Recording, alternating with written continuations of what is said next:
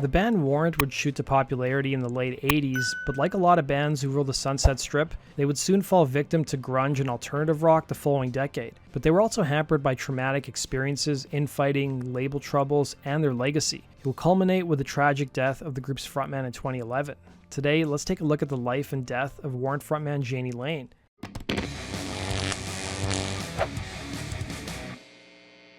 Born in Akron, Ohio, and the youngest of 5 children, frontman Jani Lane was born John Kennedy Oswald in 1964. Parents happened to be big supporters of President John F. Kennedy, who had been killed the previous year. At first, they didn't realize the irony of having Kennedy and Oswald in their child's name, and eventually renamed their son John Patrick Oswald. It was at the age of 6 that Lane picked up the drums, and as young as 11 began playing gigs with his older brother Eric with cover bands as part of the Cleveland music scene, where he used the stage name Mitch Dynamite. The following year, he'd get a guitar and start writing his own songs. It was in high school that Lane proved to be both a gifted musician and athlete, playing quarterback in high school football. In fact, Lane would turn down a football scholarship so he could pursue his career in music. It was in Ohio that he befriended another musician, future Warrant drummer Stephen Sweet, who recalled meeting the musician in the book Nothing But a Good Time, saying, "Jani Lane and I grew up in rural towns that were about 40 minutes from each other in Ohio, south of Cleveland. The first time I met him was around 1982, long before we moved to Los Angeles and joined up with the guys who started Warrant out there. He was playing drums in a band with my brother." Adding later on in the book, Jani was a good drummer, a natural player. He was one of those guys that did a little bit of everything. The band that Lane played in was called Crack the Sky.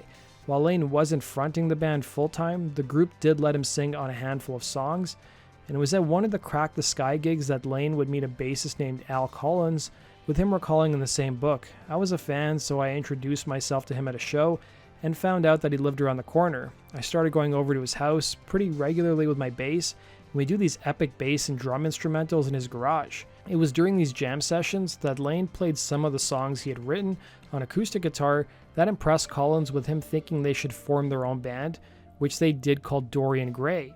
It was the first time that Lane would be fronting a band alongside drummer Stephen Sweet and his brother on guitar and Al Collins on bass. But the lineup only lasted a few weeks, with Lane being too shy to step out completely from behind the drum kit, and so the band had to look for a new singer. Stephen Sweet would end up moving to Connecticut after high school, giving Lane the opportunity to go back to being a drummer, and for the next year the band played the local circuit before moving down to Florida.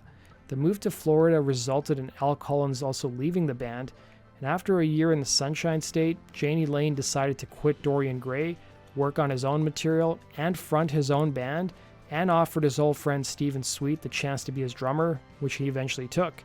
This was the beginning of the group Plain Jane. It was during their time in Florida that they read the popular rock magazines at the time, including Hit Parader and Circus, which profiled bands from Los Angeles who were getting signed. It was clear that if the band wanted to have a career in the music industry, they needed to move out west, which they did in 1985. It was in Los Angeles that he soon adopted the stage name Jani Lane, which was inspired by his German grandparents' pronunciation of his name. Like a lot of up-and-coming musicians, Lane would take odd jobs to make a living, including working in an adult video warehouse. Warrant would be born out of a band called Quest that was fronted by Adam Shore, who also played bass, and grew up with a drummer named Max Asher. The pair had met in high school, had a guitar player named Scott, and also featured Foo Fighters keyboardist Rami Jaffe. The band eventually changed their name to Quadrant before becoming Warrant. Their early gigs saw them play covers including The Who, The Cars, and The Police. The band's name would be inspired by rock guitarist Warren DeMartini, with Max Asher coming up with the name. This version of Warrant would record a demo at a place named Pittman Studios, which happened to be across from a newsstand called Centerfold, where Guns N' Roses guitarist Slash worked at the time. By this point in time, Warrant hadn't even played his first club gig yet. Eventually, Adam Shore and Max Asher would leave the band and form their own band with some members from another group called Mickey Knight. The remaining members of Warrant, which included guitarist Eric Turner and bassist Jerry Dixon, opted to keep the name Warrant and joined up with the members of Plain Jane, thereby creating the classic lineup of Warrant. Eventually, they added second guitarist Joey Allen. Despite solidifying their lineup, the band members hadn't hit it big yet, and they all got day jobs except Lane, since he did a bulk of the songwriting. It was during this period of the band where they would play club shows. Soon enough, the band got the attention of musician Prince, who got them to record a demo for him. But once he heard the music, Prince decided not to do anything with the band, but gave his blessing for them to shop around the recordings. As the 80s came to a close, Warrant was selling out clubs in LA, but record labels wouldn't bite, figuring the market for the type of music Warrant was playing was too saturated. It would be an executive at CBS and Columbia Records named Bret Hartman who got the band signed, recalling in Nothing But a Good Time, Jani was such a great singer, they had great songs, and they were amazing live. And I was like, they're not doing anything new, but they're really good at what they do. And then people from CBS Japan came and saw them at the country club and really loved them, so I went to Ron Oberman, the head of CBS, and got him on board and brought in Beau Hill, and Jani was down with that. Jani called all the shots. The band soon hit the studio with producer Beau Hill, and it would result in their 1989 debut record Dirty, Rotten, Filthy, Stinking Rich, which gave the band a set of hit singles in Heaven, Sometimes She Cries, and Down Boys. The album would move over 2 million copies stateside.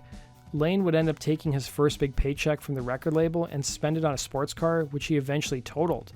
It was following Dirty, Filthy, Stinking Rich tour that the band hit the studio immediately again, without much of a break. The band would head to Hawaii for pre-production on their next record, once again with producer Beau Hill. But the sessions resulted in little work getting done, as the band spent most of the 2 weeks on the island partying, only rehearsing for a few days.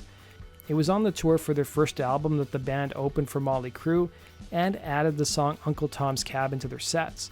Since the song was one of the heavier tunes in their sets, it was well received by audiences. By the time the band was wrapping up recording on their second album, Beau Hill would tell the group that he really didn't hear a hit song on the record. These were words that were echoed by their label head Don Ienner, who wanted to hear something in the vein of Def Leppard's Pour Some Sugar on Me. Within 24 hours, Jani Lane would return with the song Cherry Pie, and the label loved it so much, they changed the name of the group's second album from Uncle Tom's Cabin to Cherry Pie. The song proved to be a massive hit, peaking at number 10 on the Hot 100 charts, and propelled the album to go double platinum. The success of the song was bittersweet though for Lane, who became known as the Cherry Pie Guy, and felt that the success of the song overshadowed his and Warrant's career as songwriters, as he told VH1 here.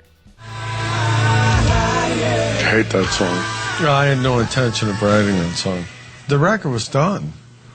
The record was called Uncle Tom's Cabin. And Donnie Ienner called up and said, I don't hear the single. You got to give me a single like Love in an Elevator. I need something like that. So that night I wrote Cherry Pie, sent it to him. He lived with it over the weekend, and all of a sudden the album's called Cherry Pie. The record's called Cherry Pie. I'm doing cherry pie eating contests. The single's Cherry Pie, right? If I'm lying, I'm dying. And my legacy's Cherry Pie. Everything about me is cherry pie. I'm a cherry pie guy. This is something that would be corroborated by those close to him as well. But I should note that Lane did walk back some of his comments on VH1, claiming that when he did the interview, he was going through a lot of things in his life, putting out a statement that read, VH1's producers caught me on a bad day. It was a bad moment. I was going through a divorce, my mom had just passed away, all the stuff was going on, and they sit me down in a chair and want to start grilling me with questions. I didn't want to be there, so, push that interview to the side. I'm happy as a clam to have written a song that is still being played and still dug by so many people. It's hard enough to write a song, let alone one that sticks around. Starring in the music video for the song would be an actress named Bobby Brown, who Jani Lane hand selected for the shoot, and they would end up dating and eventually marry. But according to Lane's bandmates, his relationship with Brown proved to hurt the band. Guitarist Joey Allen recalled in the same book, in the long run I think Jani's relationship with Bobby caused more damage to the band than egos or anything. Jani left a tour of Europe with David Lee Roth because he heard Bobby was driving around in his Mercedes with some guy in a local LA band, which she was. They were both promiscuous and infidels, and one infidel meeting another infidel, and you can imagine the fireworks that brings on. The pair would end up having a daughter in 1992, but they would divorce the following year. Despite the turmoil in Lane's personal life, the band took their inebriated extremes to new heights on tour. It was common at Warrant shows for Lane to ask the crowd what the best rock bars in town were, which the band would head to after the show. Trickster guitarist Steve Brown would remember touring with the band on their second record, revealing in Nothing But a Good Time, the Warrant guys were effing party animals. They were like Mötley Crüe Jr., but they knew how to handle it. I guess Jani would smoke or drink tequila during the show, but the guy never effed up. He was unbelievable.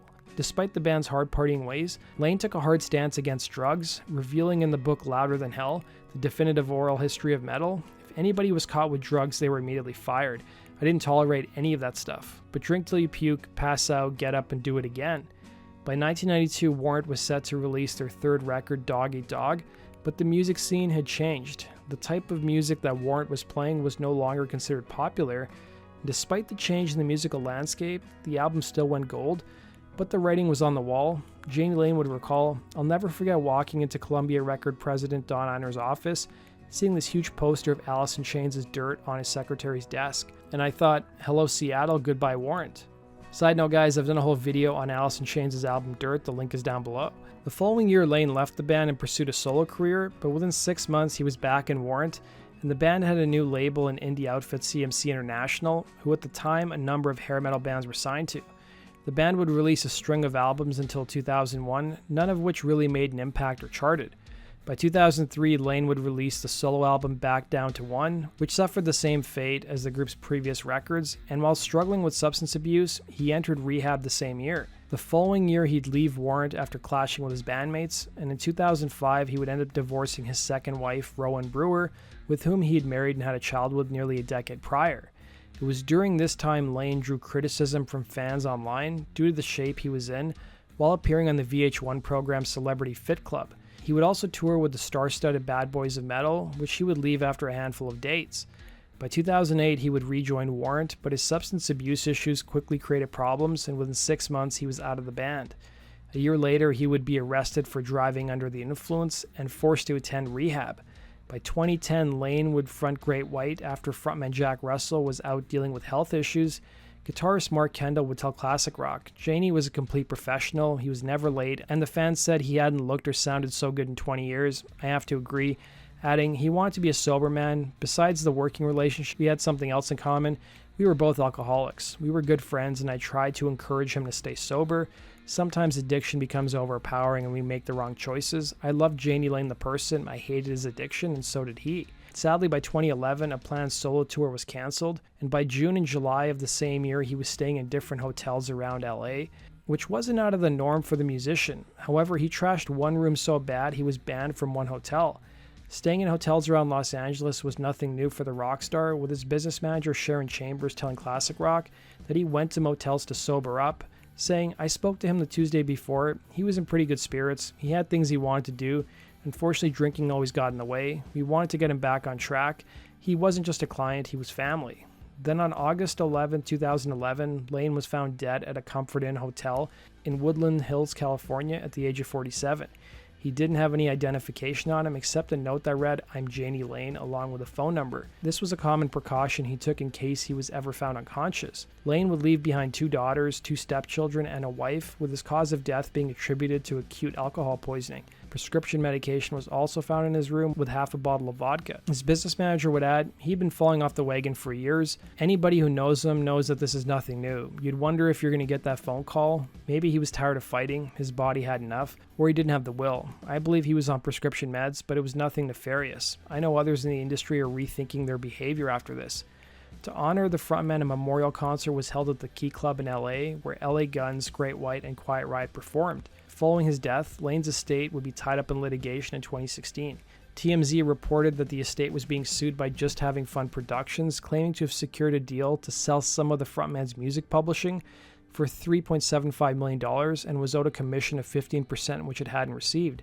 Then in 2020, while promoting her new book at the time, ex-wife Bobby Brown would claim that during an interview, Lane confessed to her that a major rock star and his manager had sexually assaulted him, and it was a trauma he lived with for the rest of his life. That does it for today's video, guys. Thanks for watching. Be sure to like button and subscribe. We'll see you again in Rock and Roll True Stories. Take care.